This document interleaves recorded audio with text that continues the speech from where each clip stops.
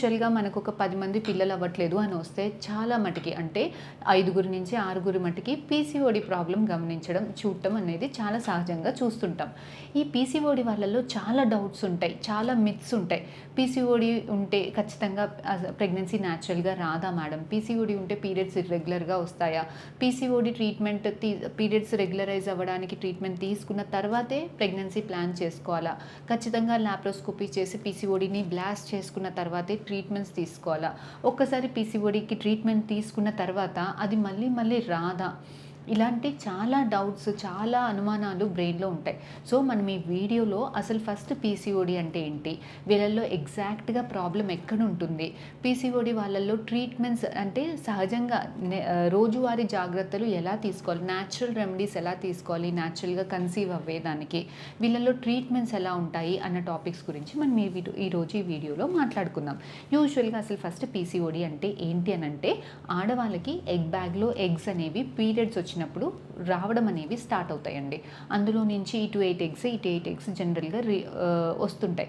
అందులో నుంచి మనం ఏం చేయకుండానే నెలకి ఒక ఎగ్ చిన్న ఎగ్ నుంచి పెద్దగా అయ్యి 20 సైజ్ వచ్చాక రిలీజ్ అయ్యి ట్యూబ్‌లలోకి వస్తుంది. ఆ టైంలో భార్యాభర్త కలిసి ఉంటే ప్రెగ్నెన్సీ ఉంటుంది, లేదంటే పీరియడ్స్ వస్తాయి.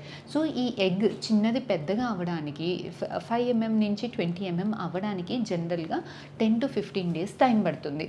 ఇది మనం ఏం ట్రీట్మెంట్ ఇవ్వకుండానే ఆడవాళ్ళకి సహజంగా ఒంట్లో ఎగ్ అనేది పెరుగుతుంది.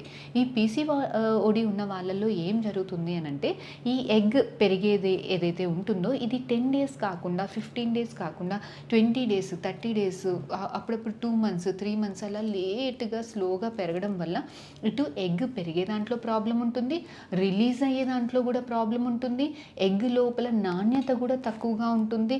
ఇటు లేట్‌గా రిలీజ్ అవ్వడం వల్ల, లేట్‌గా పెరగడం వల్ల ప్రెగ్నెన్సీ రావడానికి ఇబ్బంది అవుతుంది. అటు పీరియడ్స్ రావడం కూడా లేట్‌గా అవుతుంది. సో, ఇది ఎగ్జాక్ట్‌గా పీసీఓడి వాళ్ళల్లో ప్రాబ్లమ్. ఎగ్ పెరగడంలో ప్రాబ్లమ్ ఉంటుంది, రిలీజ్ అవ్వడంలో ప్రాబ్లమ్ ఉంటుంది, ఎగ్ క్వాలిటీలో ఇష్యూస్ ఉంటాయి.